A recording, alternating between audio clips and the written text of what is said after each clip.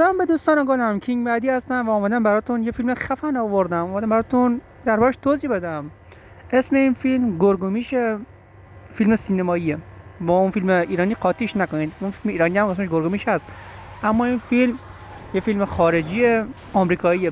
فیلم آمریکاییه به اسم گرگومیش.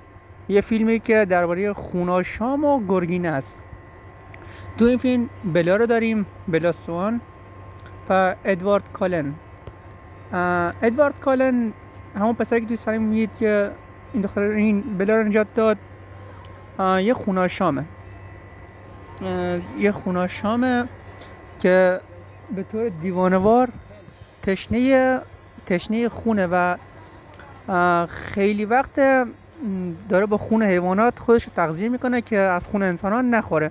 ولی خب وقتی بلا رو میبینه آتشش به خون خوردن زیاد میشه و از این حرفا. خب تو این داستان با صحنه اول مواجه شدیم که ادوارد بلا رو نجات داد از این حرفا و بلا به هر کی بلا چیز میکنم بلا رو میارن بیمارستان. فکر کنم بلا به سرش ضربه خورده و از این حرفا، چون اونجوری که با دست زد تو ماشین و ماشین نگه داشت. بالا بریم ادامه‌شو ببینیم. این ادوارد این کیه؟ این آقا دکتر اسمش کارلاینه. پدر اون خوناشاما. البته پدرشون که نه، به سرپرستی اونا رو گرفته. ادواردو همین دکتره تبدیل کرد به خوناشام. ادوارد تو وضعیت بدی بود و از این حرفا، میجورایی آنفلانزا داشت، از این حرفا رو به مرگ بود. این دکتره با گاز گرفتن ادواردو تبدیل به خوناشام کرد و از این جور حرفا دیگه. بعد چند تا دیگه هم خودش تبدیل کرد و یعنی اولین کسی که بلا رو سرش آورد همسر خودش بود. یعنی کارلاین اولین کاری که کرد همسر خودش تبدیل خوناشام کرد. اونم رو به مرگ بود، تبدیل خوناشام کردش، جونشون خرید از این حرفا. بعدش نوبت به ادوارد رسید و چند تایی دیگه.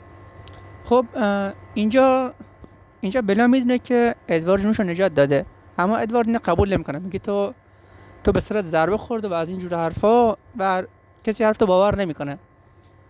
بعد بلا میگه من میدونم تو من نجات دادی و قرار نیست به کسی بگمش و اینو یه راز پیش خودم نگه میدارم، ولی خب خودت بهم بگو چطور تونستی این کارو کنی. بعد ادوارد میاد میگه که چیز شده، آدرنالین خونم رفت بالا و به خاطر همین تونستم اون ماشین رو دست نگه دارم و چیزی نشه. اینو میتونی توی گوگل سرچ کنی و از این حرفا که به خاطر آدرنالین بوده. ولی خب بلا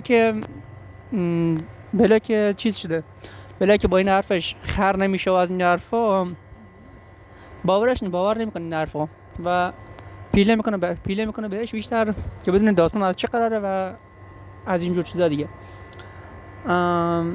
خب این بخشی که نگاه کردین گرگومیش یکه. بعد 2 3 4 5 هم داره. من تا 5 رو نگاه کردم. فیلم خوبیه، حتما شما هم نگاش کنید، واقعا فیلم خوبیه. این فیلم دارای همونجوری که داشتم میگفتم، این بخشی که نگاه کردین 1 تا 5 هست. این فصل این چیزشه. بعد اگه دوست داشتین قسمت‌های بعدش براتون میذارم. حتما ویدیو من تا آخر نگاه کنید، لایک کنید، کامنت و سابسکرایب کنید تا بتونم ویدیو بعدی بهتر براتون بسازم. خب تا دیدار بعد.